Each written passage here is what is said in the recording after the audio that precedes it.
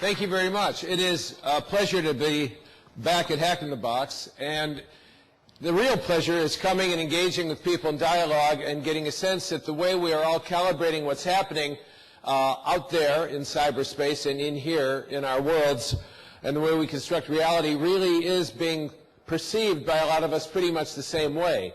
I've been doing this for a long time, this being hanging out and avoiding work, and I'm trying to pay attention to what's going on, and it seems as if things really are moving in lockstep, pretty much the way a lot of us in the 80s and 90s saw they would move, because the technologies that we develop shape every aspect of our lives and transform every aspect of our lives up to and including human identity.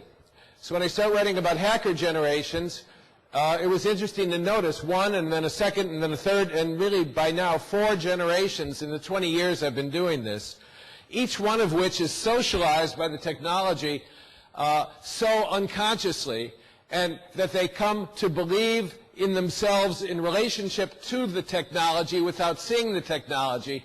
In other words, we believe some things so deeply we don't even know we believe them. They become the substructure or the context of our lives. And when we look at the context of our lives and turn it into what I call cognitive artifacts, when we turn context into content, then we're capable of manipulating and using it. And on the question of identity, which I've already mentioned, which is so central to what's happening to us, to know how someone perceives themselves gives you a leg up, and it's really one of the cornerstones of hacking, including social engineering. Because if someone doesn't know how they are, and you do, then you can use how they are to advantage. The importance of this in doing counterintelligence for the hacking culture means trying to understand and anticipate what kind of world it is we live in, the depth of the technologies of intrusion and surveillance that have become endemic and ubiquitous, and which it looks as if they will never go away. We still base our hopes sometimes on the way it was. It takes a while for our hearts to catch up with our heads and our insights and realize that things aren't going to necessarily get better. I had dinner in Amsterdam in May with an old friend who does work with governments of many countries to help develop the protocols and policies aligned with their technologies of surveillance and intrusion. Those countries include places like Libya, prior Libya as it was. So there was an amoral approach to how you did it. And what she said is, they tell us what it is they're going to do, that is what they want to do, but what they want to do is what they're going to do, and then we have to write the policies and protocols that enable them legally to do what it is they're going to do at any rate. And there was just a little part of my naive and youthful heart that still sprang to life like a little green shoot in the snow, and I said, do you think we will ever get back anything like what we used to think of as freedom from surveillance and observation? And she said, because it is her work and she is steeped in it unselfconsciously and without effort, oh, Richard, of course not. Of course not. So you can see this as alarming or not, depending on how you like to construct reality. But what I hope we can do is see that it is so. It is reality, and as Philip K. Dick said, reality is that which, when we stop believing in it, refuses to go away. So let's deal realistically with what kind of world we are in and what we can do about it in order to see if there is any defensive measure, which what I will call hacking collectives, that is groups of people, and underscore groups because you cannot do it alone unless you're the hero or heroine of a novel like Stieg Larsson's novel. That's the only place you get to be alone and take on the world and win.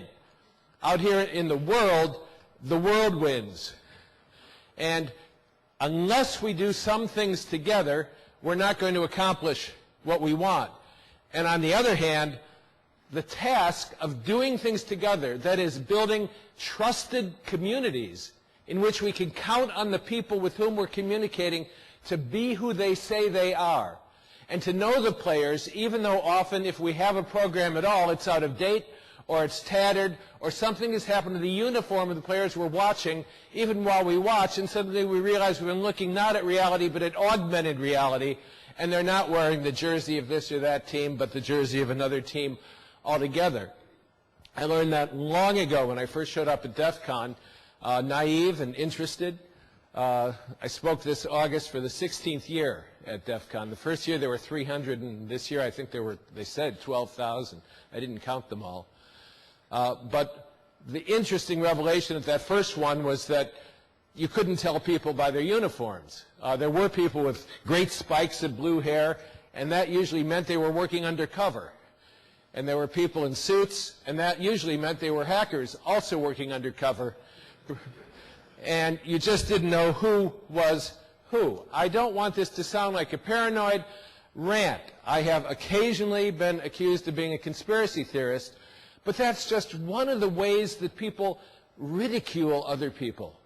A friend of mine who does deception and lectures on it very articulately says the three legs of the stool of deception are illusion, misdirection, and ridicule. Illusion, making something look like it's real, which isn't there at all. Misdirection, when something is happening right in front of your face, simply distracting you with distraction from distraction so that you look away or look somewhere else. And when it's sitting right in the middle of the living room like an elephant and you can't ignore it, then you so ridicule people who claim that it's there that they stop believing in it themselves. They have been socialized to and have learned to walking all around it. And even though everyone's walking around the elephant and shaping their lives around the elephant, people adopt a narrative which suggests that there is no elephant at all. A good example of how that comes to play is one of my hobbies has been investigating ufology for a long time. And I'm not going to go into any of the details of that. I'll just say that Nick Pope, who I know, and who used to head the MOD, the UFO desk at the MOD, the Ministry of Defense in Britain, and managed responses to incidents for a number of years, finally said the obvious. But it's different when someone says the obvious out loud. He said, in regard to a couple of rather critical incidents in which the radar proof and the eyewitness proof and so on all were congruent, what they said instead was, oh, it's another person who saw little green men, or something like that. It was just a report from a UFO buff. When you use language like that, he said, the intention, and we were directed to do it, was to so undermine the credibility of the person making the report that no one else would ever make a report, and no one would believe reports like that. When you have a man who did the work tell you that the ridicule was a part of his his modus operandi, all I'm saying is you don't have to believe everything. You just have to know that this is a standard operating procedure. So we're talking about the world as it is, and we're not talking about conspiracies. We're talking about the growth of a national security state. I'm going to use America as my point of reference. I'm a guest in your country. I know nothing of Malaysia. I have no idea if any of the insights that I'm going to share with you have anything to do with life in Malaysia. I believe it is probably a different culture than America, and I would never want to offend or say anything inappropriate. Having made that disclaimer, if you see any relationship between what I am saying and your own culture, society, or country, then by all means draw whatever inference you can from that. But from my point of view, that will be serendipitous and accidental. Okay? Am I off the hook? I mean, it wasn't that long ago that I was invited to speak at a conference in China, and because what I say in the United States is sometimes controversial, or at least contrarian, but can be subversive in a different country, I said, all I want from you is a guarantee that I will come in safely and leave safely. And they said, thank you very much. We would love to have you speak perhaps another year. And that was that. Okay, so how is it? We're talking about establishing some benchmarks for how it is in cyberspace. Dave Eitel runs a list. A lot of you might know Daily Dave. He's a pretty smart cookie. He was referring to Mudge's talk at Black Hat not long ago. Mudge, you may remember, or Peter Zedko, is now administering some of the black budget programs for DARPA in information security and doing a hell of a job. And he used to be known as Mudge when he was a hacker instead of a professional person working on behalf of the government. And what he said is that hackers are finding ways to manipulate the emergent behaviors of their host systems. That is, they're guiding entire economies into investing in technologies that do not work. And in this case, he's referring to antivirus signature systems. Now, you know that they don't work as stated. I mean, I was standing at Black Hat a few years ago with a friend who's been around for a long time, and we were looking out at a sea of vendors, not one of which was one of the vendors out in the hall here, but a sea of vendors. And he said, you know, not one of these vendors is making a promise that they can keep, because what they promise is to secure your system, and they can't do it. So the antivirus app that we spend millions buying may very well stop 80% or so of the viruses coming at us, because you can't stop it until you've seen it and written a signature to block it. And in the meantime, the one you didn't know and didn't write a signature to block may have already owned you, and once you are owned, you are owned. So what he is saying is that the hacker community, this is a kind of prototype of what I want to suggest is possible for small as well as large groups. Hackers in the aggregate have forced an entire industry worth millions of dollars to create and sell a product which everybody buys and which does not work in doing what it says it will do. Perimeter defense often is marketed the same way. So how can you pay attention to the emergent behaviors that come out of the advances that technology causes in our societies, and how can you control your response to it? Very, very hard problems.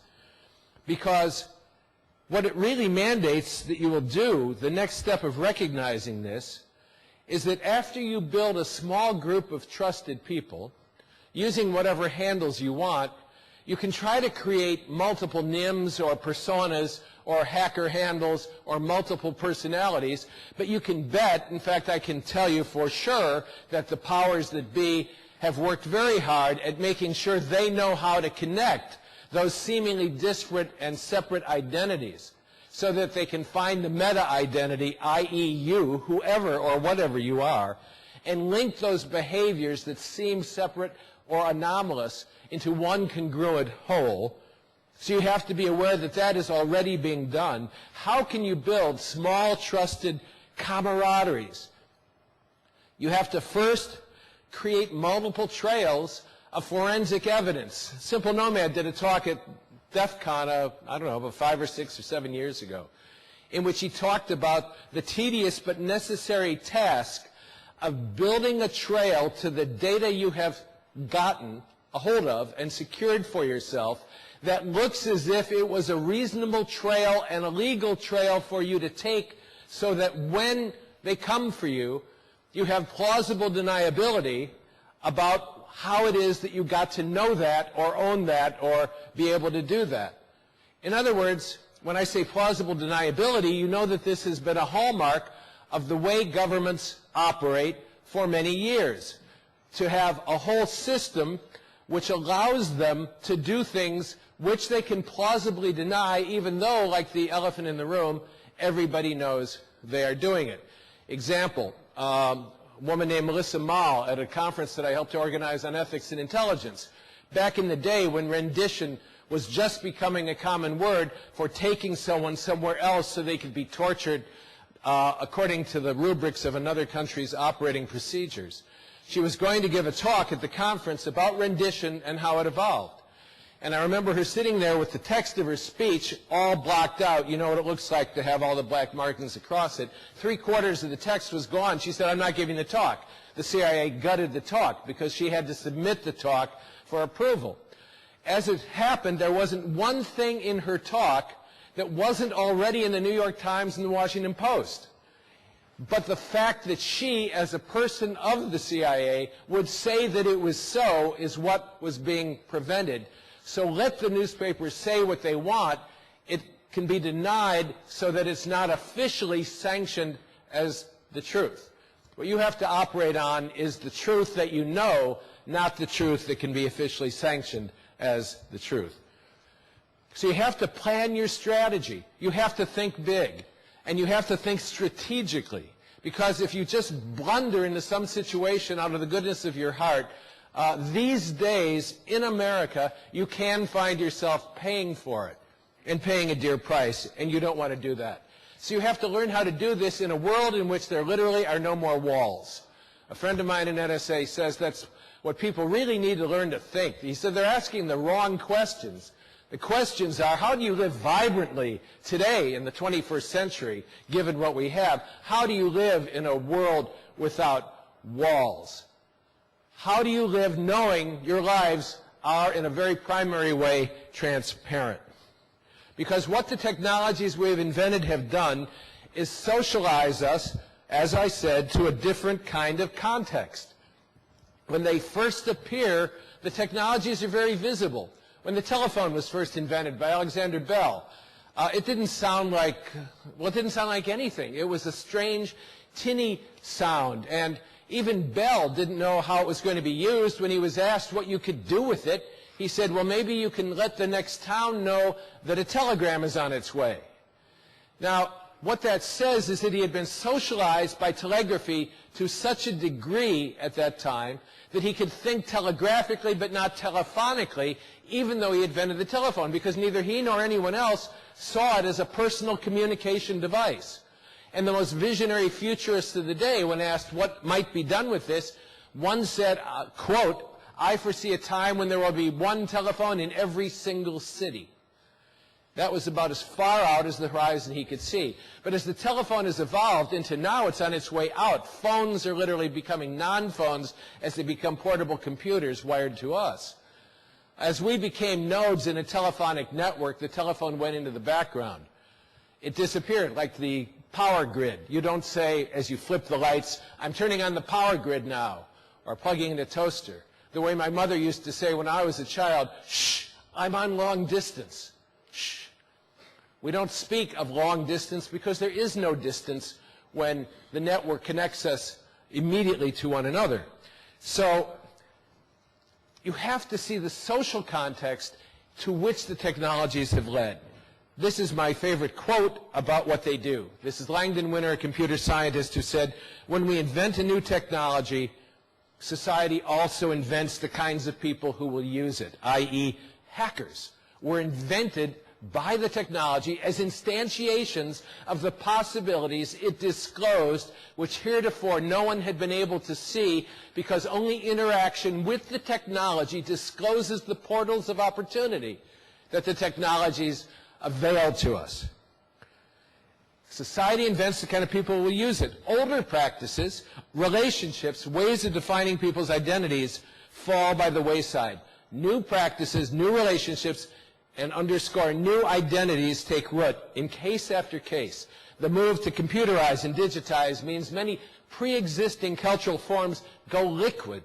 It's a wonderful, vivid image of holding something solid in your hand that goes liquid and drips through your fingers and disappears into mist. They lose their former shapes as they're retailored for computerized expression, and as these new patterns solidify, which I'm suggesting they do in shorter and shorter generations, both useful artifacts, including the cognitive artifacts of our minds, and the texture of human relationships that surround them will be much different from what previously existed. This is a way to say that what cyberspace has created for us is a new way of being human. And we have so internalized it and are continuing to internalize it that we neglect to notice what has happened to us because it is axiomatic to the way we think and feel and behave. It has affected trust profoundly. In the former human physical domain, trust was based on competency, on identity, knowing who it was. It is not transitive, and if it is lost, it is hard to regain. In the cyber world, however, it is based on only one thing, identity. Identity, who someone says that they are.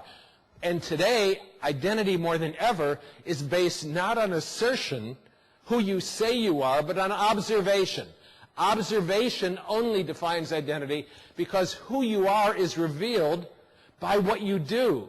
And what you do is a connection, a pattern of dots over time as they move. As Jennifer said this morning, everything you do, you've seen the maps. You've seen the clever little maps of people who have mapped their telephone conversations over a period of weeks and how you can know damn near everything they did or were doing during those times. And it's so much more complex, subtle, and sophisticated than that.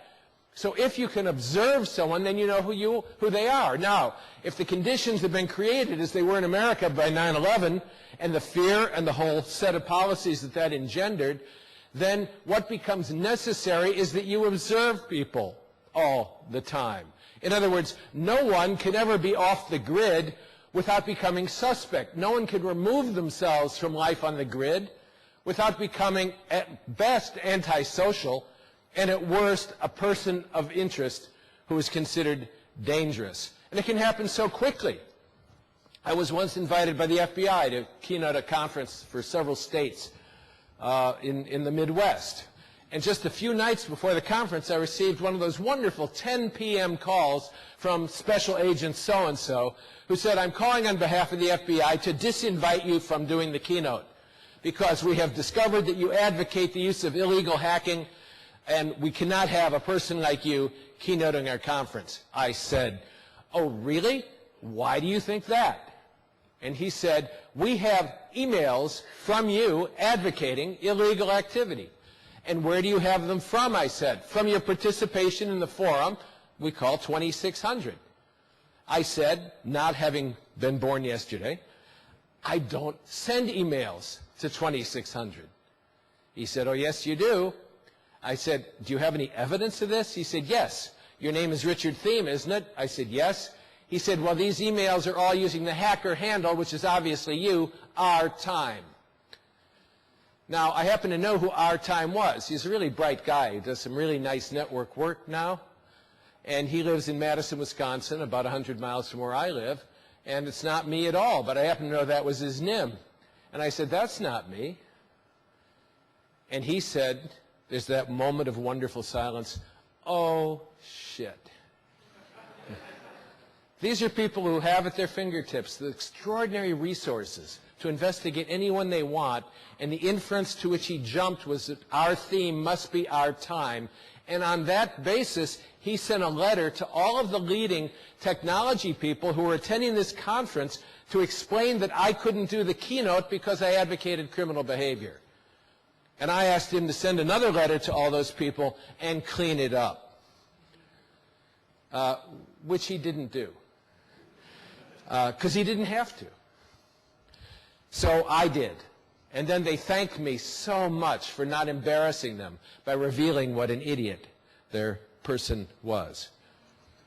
If they had observed my behavior, they may have seen something that caused them to be aroused or interested, but it certainly wasn't going to be, at that point in my life, emails advocating criminal behavior sent to an organization that I knew was so infiltrated by their own agents that nothing in it took place without their knowledge. Observation, not assertion. That means you have to see across the entire grid of space-time, or in old speak, time and space. But you have to see what smartphones see. You have to see what GPS see. You have to see what trackers enable, and see the maps of actions and behaviors which every electronic transaction in which you engage becomes a part of, whether it's buying something or going somewhere, traveling somewhere, any purchase over a few bucks at all, which must be made that way, every phone call, every communication that's electronic, now every email. And the laws in the United States have now allowed warrantless surveillance on the basis of association, primarily and above all, as good as the depth reached by the kinds of programs that are used, it is still suspicion of guilt by association. That is, you talk to so-and-so, who talked to so-and-so, who talked to so-and-so, and the rubric someone said long ago, "We have all talked to bad people," has to be neglected because there is still, to my knowledge, no better model for finding out whether someone is dangerous or not.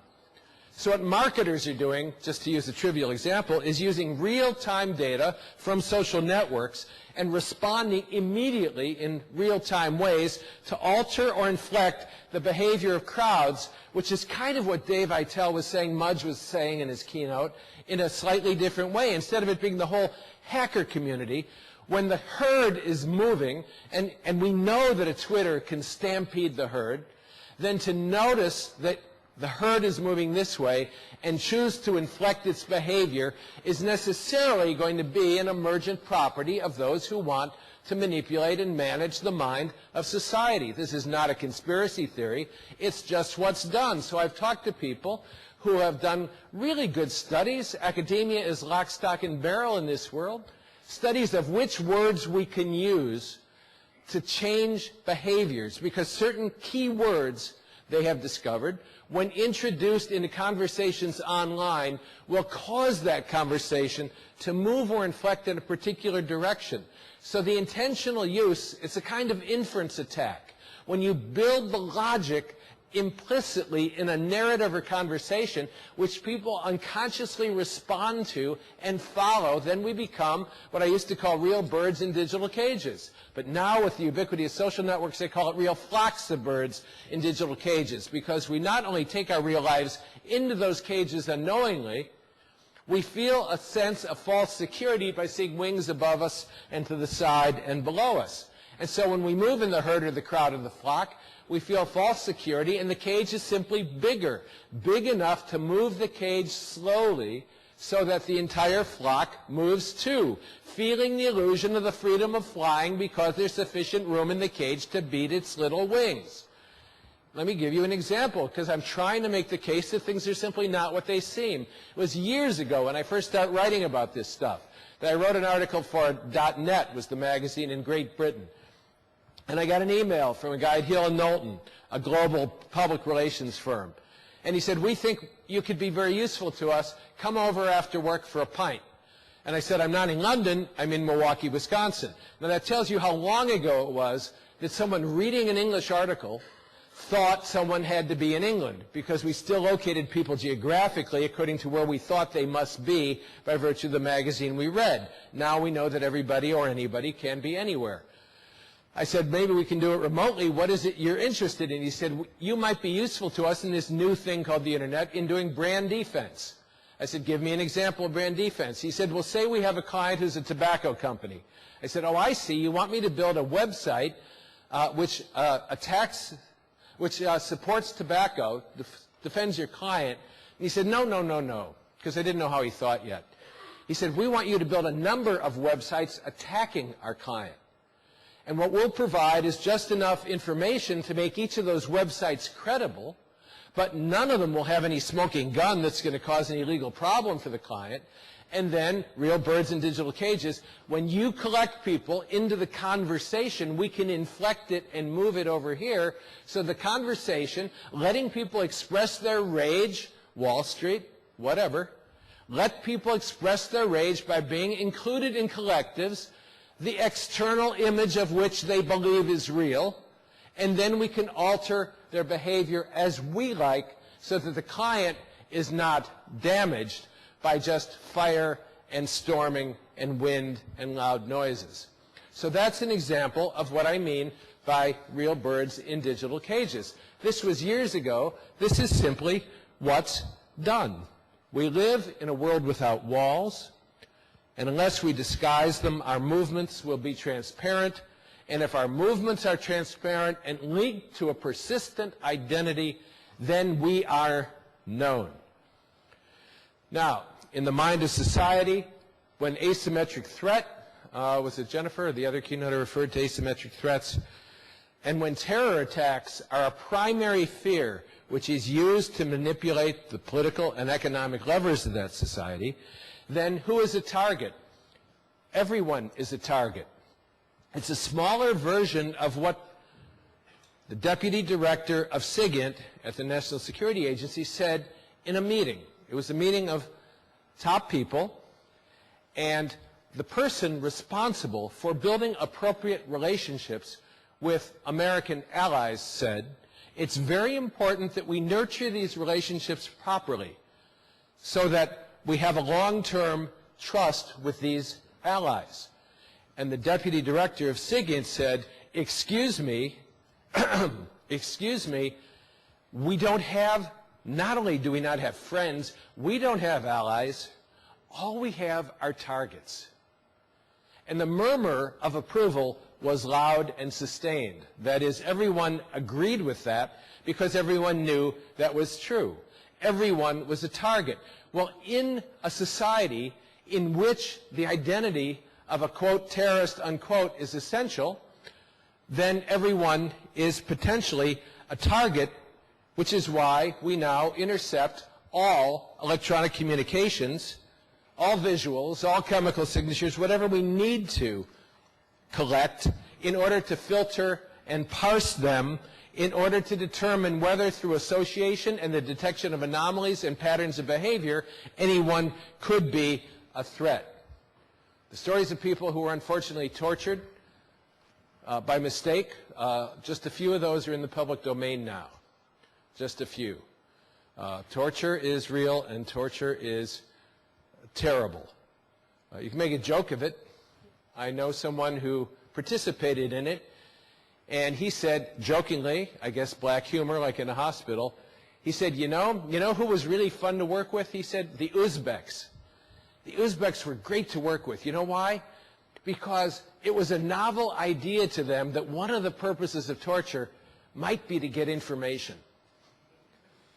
And I mentioned that to a really responsible interrogator who'd done it for about 2 decades, and all he said was, the Uzbeks, Jesus, you ever work with the Turks?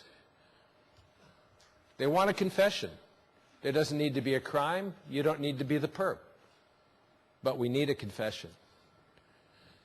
So the consequences of being one of those deer in the forest that moves and therefore is detected can be serious, and it raises the question, if you're a hacker, by which I mean not only someone who breaks into systems, someone who manipulates systems of information and communication in order to make them do things for which they've not been designed or intended, but if you're someone who does that sort of thing, it's important to be very canny, very wise, and remember that there are nothing but targets. There's only this global view, because it's necessary given what technologies have done. What have they done to the intelligence community? One of the things they've done is break identity down into packets of information. Now, you know that's what travels over the wires or wirelessly. It's packets of information, discrete packets of information, the origin of which, the destination of which cannot be easily determined, which is why distinctions between foreign and domestic went away. I did another talk for the FBI just a month or 2 ago, and the special agent in charge of the office in Chicago, where I was giving the talk, said, it's not your grandfather's FBI or your father's FBI. He said, we're a national police agency, but we have to do an awful lot of intelligence in other countries now. Just as our own intelligence agencies were formulated to do their work only in other countries, but now find themselves unable to distinguish the borders of Atlantic and Pacific like 2 parentheses around our lives used to bracket our lives in a clear way. But they don't anymore. And that's why things have radically shifted. And the scene was described to me in the office of one of the directors of one of the agencies when he said, as a result of the executive order coming from the president, directing them to do things they had never before done, the silence, he said, was so thick in that office because we were suddenly being told the president authorized us to do things which our whole professional lives, and by virtue of the conscience we had developed in our work, we believed could not be done in America. But now it is, and changing administrations, you can't blame Bush, you can't blame Obama, you can blame the structures of power that mandate that certain behaviors must be taken by people in authority given the way the world has radically shifted in the face of asymmetric threats. And the error is always going to be, ideally for these people, on the side of not excessive caution, but making sure that no threat is taken too lightly. So the primary goal of intelligence work has really shifted in that in the absence of foreign and domestic as meaningful distinctions, in the absence of knowing where communications begin and end, and what is the ultimate destination and intention and purpose for which someone receives them, and given the way actual intelligence work really works, in which, for example, the Israelis may say they don't work with the Saudis and the Saudis don't work with the Israelis, but they do. And when Jonathan Pollard delivered suitcases full of documents that he took out of the skiff and delivered to the Israelis, his handlers, they weren't just used by the Israelis, our allies and friends in America. They were sold and bartered on the exchange of the world for other kinds of information, because that's simply the way it is done. And so the result for the intelligence community is that in the trenches, the nation states which originally mandated what they would do, as the boundaries around those nation states themselves dissolve in the face of meta-national structures, an emergent property of the world I have been describing, they are not serving those nation states in the same way. And I suggested to the FBI, special agent in charge, I said, do you find it makes a difference in the behavior of the people you're working with, that they're no longer beholden to the sources of power and influence in the country that they used to be? And his response was, that's how you know you're not crazy. He said, bingo.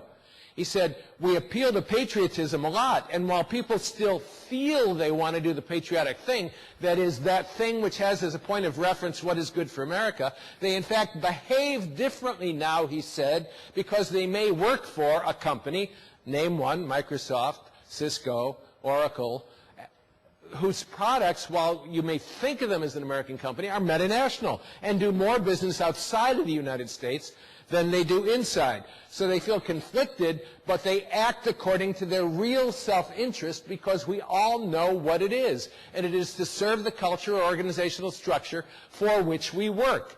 And if you don't advance. The unwritten but known rules are the most important in any organization. And when you go to work for an organization and begin to be assimilated by the culture, you learn them, or had better learn them, pretty quickly, because those are the ones that count. So what's happened to intelligence?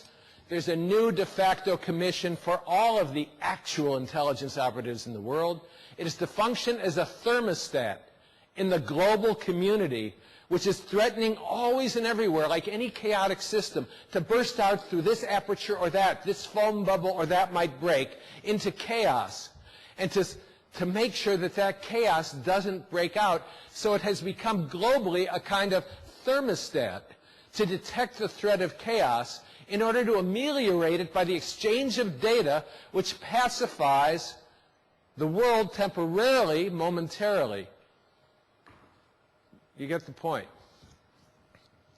And so the real job of an intelligence agent these days is to serve a global structure, and the real job is to be able to assure people, kind of, that the world in which you wake up tomorrow morning will be pretty much like the world in which you went to sleep. In other words, your goal is the amelioration of fear, and the amelioration of real danger, and the pacification of anxiety, and the subduing of the potential threat that may derail the stability which serves the aggregated self-interest of the real sources of power and influence in the world, because that's how it always is done. So what has this all done to you, to your identity? Who are you?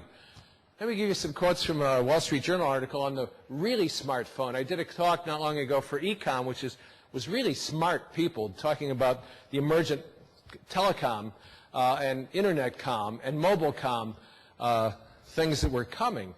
And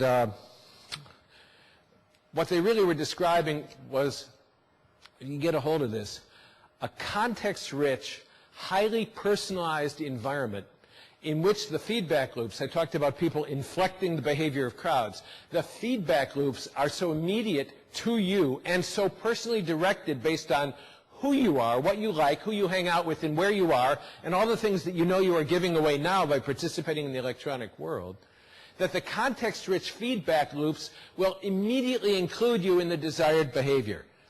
I'm not saying it's coming from some world government or marketer. Someone said to a friend of mine who works at CIA years ago, be very careful. Do you want one big brother or many big brothers? Think carefully before you choose. That was 10 years ago, and he said the other day, there's no point in choosing anymore, we have both. So what this article said was that by observing the millions of data points produced by millions of people using their smartphones, not by intercepting the conversations, but by merely observing the patterns of behavior, their location, their movement, and tracking those in the aggregate, because they're dealing with millions of data points, and the patterns they form reveal the human behavior at heart. That data can reveal, for example, subtle symptoms of mental illness. They could tell when an epidemic was hitting a college campus before any of the kids on the campus knew they were sick, because their behavior was altered and how they moved was altered. They can chart the spread of political ideas as they move through a community like a contagious virus. In Belgium, cell phone data exposed a cultural split, driving a historic political crisis there. They could tell when two people were talking about politics, even though they didn't know the content, by analyzing changes in their movement and communication patterns, and said, Dr. Pentland from MIT's Human Dynamics Laboratory, who did some of this research, phones, no. People can get this God's eye view of human behavior.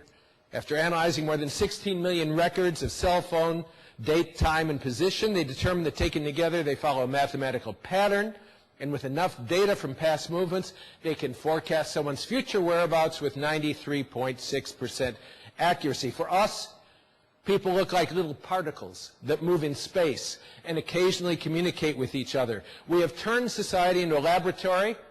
Think of the large companies, social networks, where behavior can be objectively followed. It's not just about observing what is happening, so it goes beyond the identity question. It is about shaping what is happening. These patterns allow us to learn how to manipulate trends, opinions, and mass psychology. So when you get data, because what is the purpose of getting information about a person, place, or object, or thing, or organization if it's not going to be used? It becomes imperative not to use it in a way that calls attention to how you got it. In Cincinnati a little while ago, a reporter hacked into voicemail and got the voicemail of the executives of the Chiquita Banana Company, and then he used those, and then it was so obvious that he had used those because that was the only place he could get them that he went to jail, and the perps, the criminals, whose behavior he was reporting, went free. You all know about the news of the world and the attendant scandals going on with journalism, as it's called, in Great Britain, and the way that is taking place. The problem is that the information was used in a way that said, this is where we must have gotten it, and that calls attention and denies plausible deniability. If you get information, the trick is to use it in such a way that, as I said, as Simple Nomad mapped for us, it's probably online somewhere, you have to build a trail of reasonable approach to the data that was legitimate, so that that is the forensic evidence on your computer, which is subsequently examined, and not what you did in the first place to get the data, which may or may not have been legal. Now, I'm talking as if I'm talking to hackers. You know what's happened to the term. It's hard to use. In biohacking, they now call it DIY bio. Why? Because the word hacking had been so distorted by the media use of it to mean bad people that they didn't want to be associated with biohacking. They're DIY bio. But they're biohackers, and they're playing with genetics and synthetic biology and splicing attributes and making chimeras and that sort of thing. It's really interesting, and it's where the next big movement, I believe, is going to go, a marker of which is Bill Gates saying, if I were starting today as a young man, I would be in biology. Ted Knight, with a PhD in engineering at MIT, going back and getting a PhD in biology and building biobricks or modular script kiddie-like units that people can download so you don't have to reinvent the smell of pineapple. Can just download the module that triggers it. Why do you want pineapple? Not just because you're hooked on pineapple, but because if there's arsenic in something, then you want an easily detected symptom of that, and pineapple smell or something like it is obvious. When the president of MIT, almost a decade ago, a woman was chosen whose PhD and background was in biology, it doesn't take a weatherman, as the song says, to know which way the wind is blowing. So you have to use this stuff in a way that no one notices. In other words, What must be under control, which is sometimes tough for a young hacker, is ego. It's just like the Buddhists say. The less ego, the better. The way to control the world, Chung Tzu said, is by simply allowing things to take their course. When a leader is effective, what the people say is, look at what we did. They do not call attention to the leader, and the leader does not call attention to him or herself. The leader dissolves into the fabric of the work that was done and disappears as both a source or target because they know how to use soft power. People who crow about their exploits and what they have done and put it online are amateurs. They are adolescent. It is the ego speaking. But if you can manage the ego because you have a bigger strategy in mind, which is really doing something decent, something good, something on behalf of humanity, something that recovers something of the dignity and what we used to call freedom and the power that is at the heart of real hacking, then you are not going to call attention only to yourself. Think Julian Assange. Think of how he does it. Private Manning leaked a lot of documents to WikiLeaks. So now, inevitably, we must see the instantiation of WikiLeaks 2.0, which someone in Europe told me was well underway quite a while ago, which is not just anon and lulls and anti-sex sorts of activities, but the actual use of cadres of intentional hackers not to ask the government for information that they know will not be forthcoming and get themselves on a list, but to go get it. And then to study with maturity, like Dan Ellsberg, also mentioned by Jennifer this morning, how to do the right thing appropriately in order to create a better kind of world than one in which so many people in that case were being slaughtered. Ego is the enemy. And information is power, and hackers go after power. There are three kinds of hackers, we are told. Black hat hackers, gray hat hackers, and white hat hackers. And I'm sure you know the real distinctions between them. A black hat hacker is a hacker. A gray hat hacker is a hacker who knows when to fudge the truth. A white hat hacker is a hacker who put the truth down somewhere and forgot where he put it. You got it? They're all hackers. Thank you, Mother. So, an important part of the task, if you're going to get into information, also might include falsifying information, delivering a payload that does things that no one expects it to do. Life today is just one big Turing test. And what I'm going to suggest you need to do is develop the whole mind. That wonderful talk we just heard on travel and hacking airlines, proves the point that hackers, like all scientists, are passionate, daring, and obsessive. As I listened to this gentleman describe millions of miles of flying and cleverly engineering the system, gaming the system to squeeze every last drop of efficiency on his behalf out of it, I thought to myself for the millionth time, I've never met anyone who's really interesting who wasn't obsessive. It's really that simple. Hackers have to be obsessive. You have to be passionate, but you have to use the whole mind.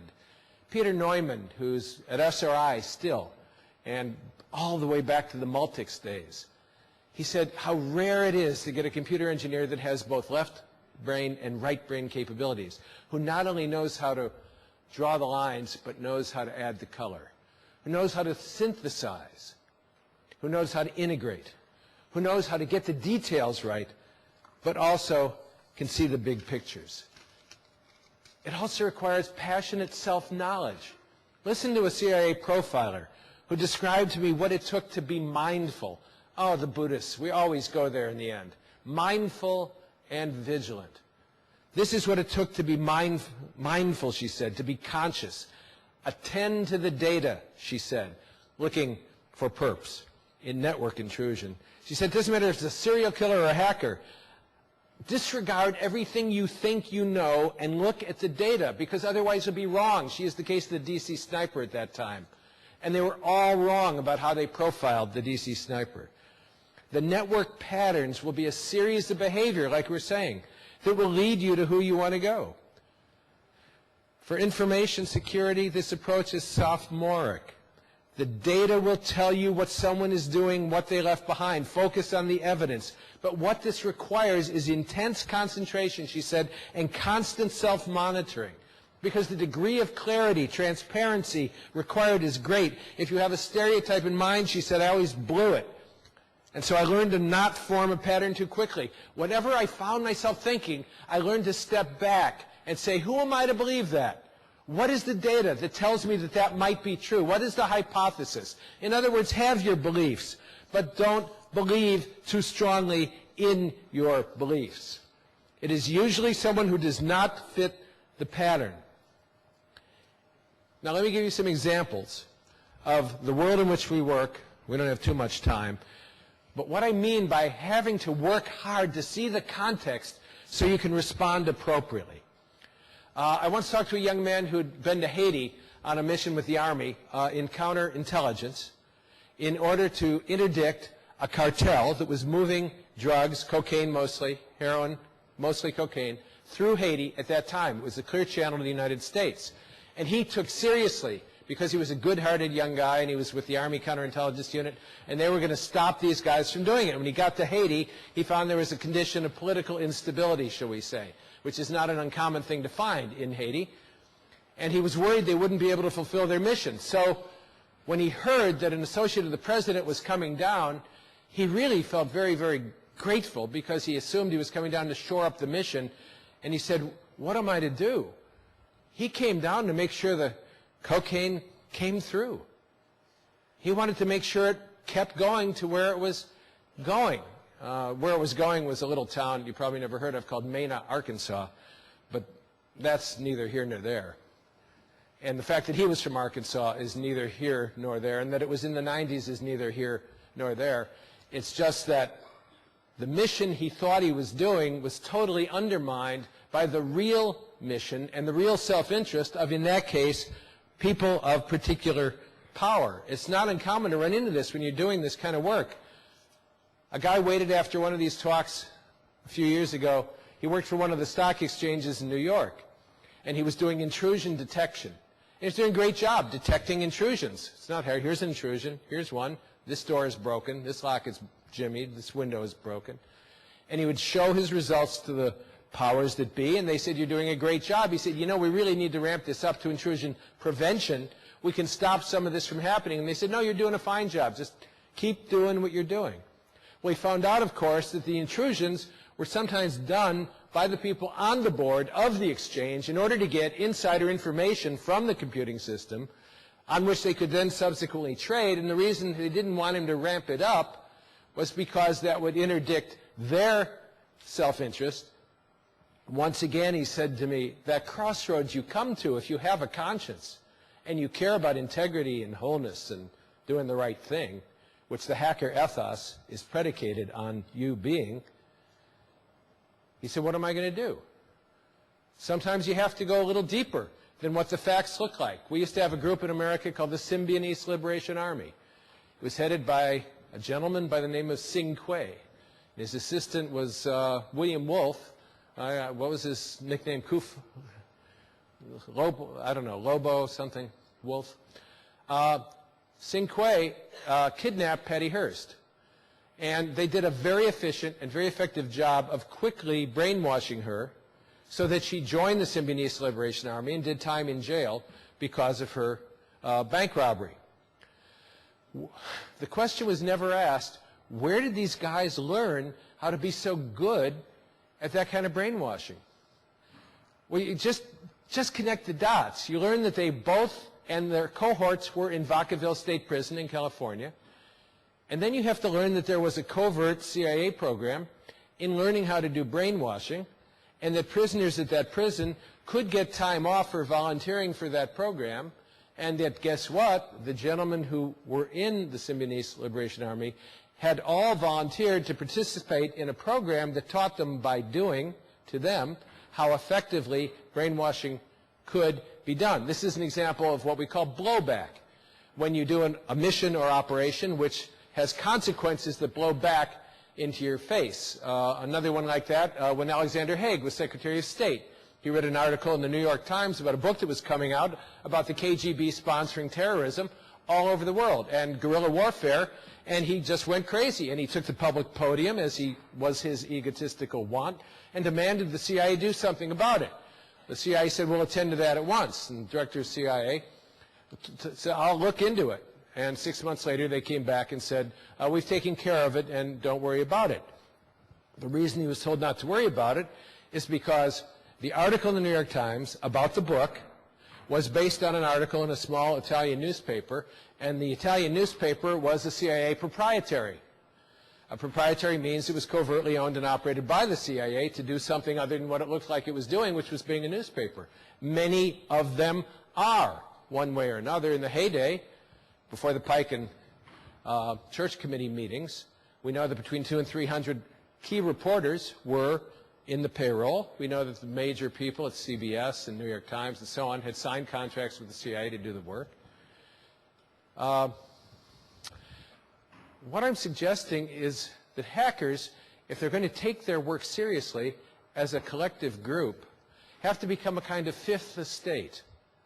A kind of fifth estate. We refer to the press in America as the fourth estate because that's the place that's supposed to keep the malfeasance in the government and other systems honest.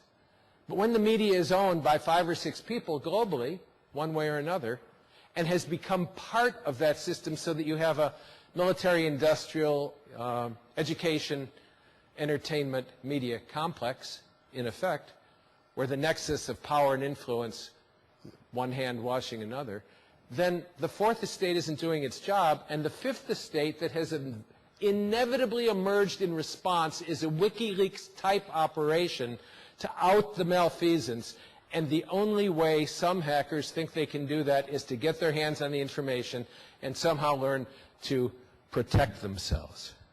Protect themselves. So what had actually happened with that story, of course, was that it was a lie about the KGB. The CIA had planted it in the proprietary in the newspaper. Italian reporters had picked up on it, made it a bigger story. New York Times picked up on it, made it a bigger story. Authors based their forthcoming book on those stories. And so it alarmed Alexander Haig, who called for something to be done about something which had originated as just one of the many stories planted in one of the many vehicles or apertures into the mind of society so that the birds would fly in a particular way. I only have a few minutes. What a shame, because I love this stuff. There are other examples, and some of them are even sexier.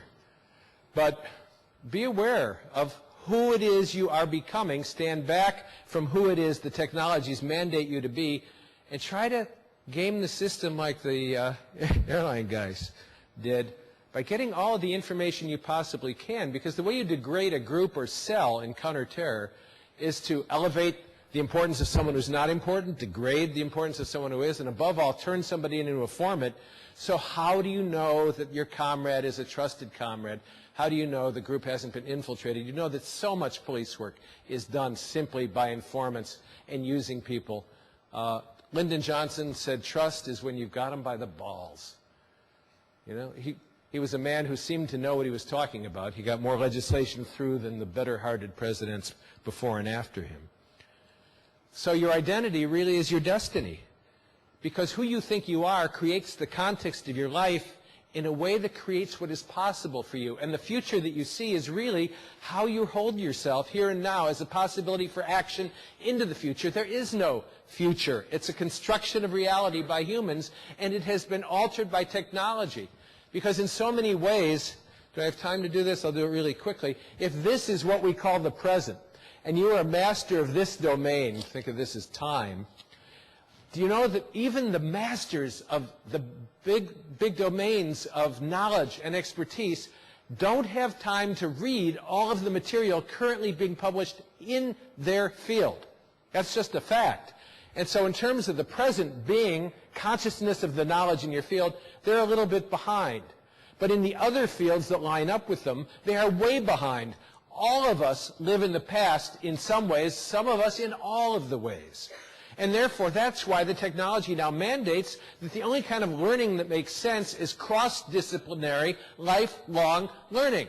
And that's why education has become that. It can't ever stop, but you can't simply master one domain without cross-referencing all of the information you can get, all of the knowledge, all of the insight.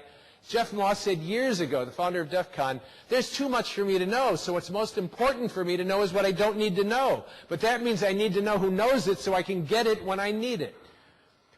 You know, virtually the same thing was said when books were invented in the 15th and 16th centuries. People felt inundated by information. This has happened before. So knowing how to build the filter appropriately and who to trust for your information as best you can determine, this will create your group identity.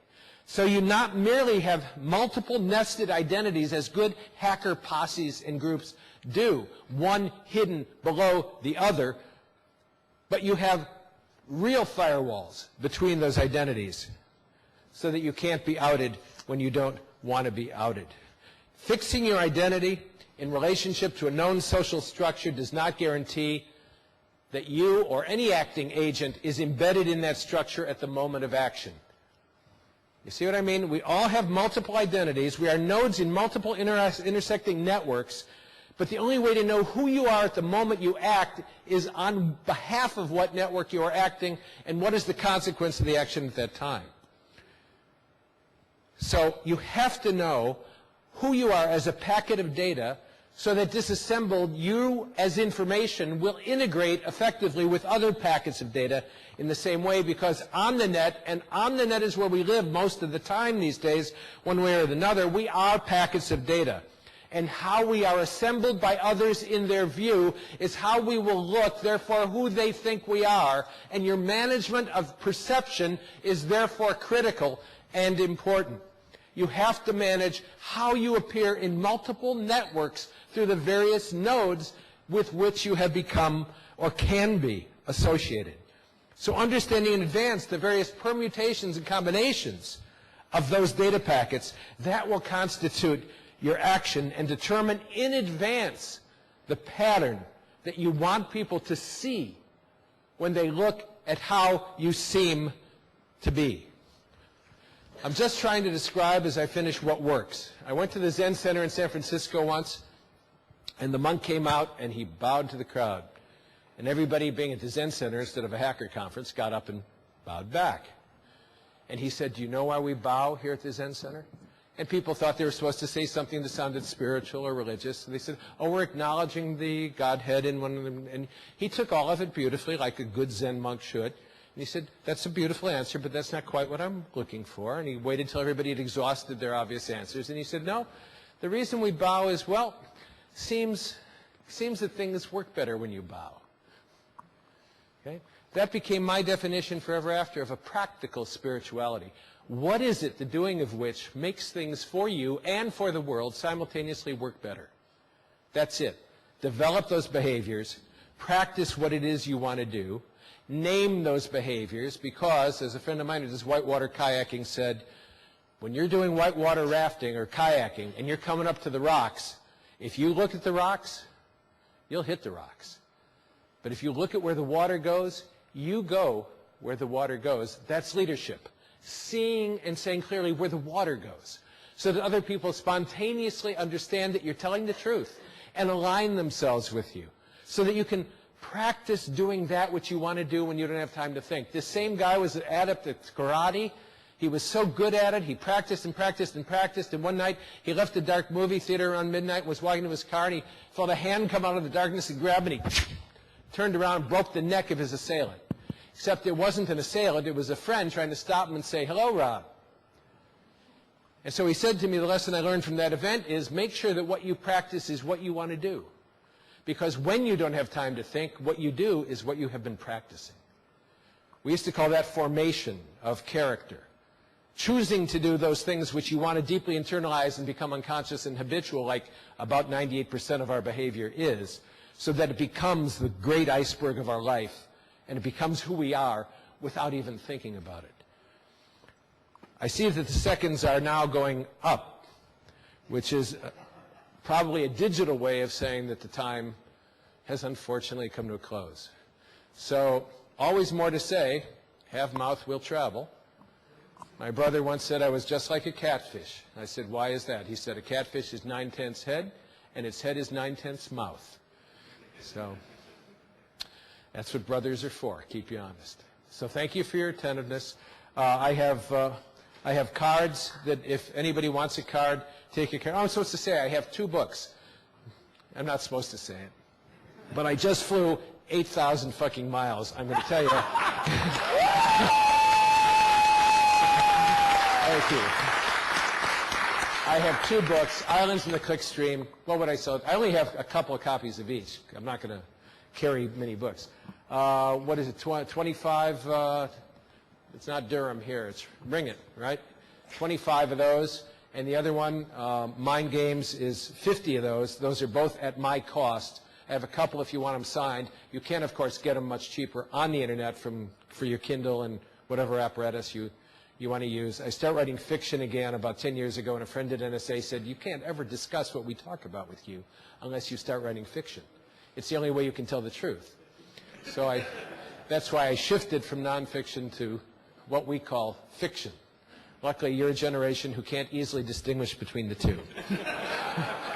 So if you want one of those books, I'll give it to you at my cost so I don't have to carry it home. Otherwise, download it. And of course, being hackers, you know, you can find it free on the web if you want. Okay, thank you very, very much for your attention. Thank you.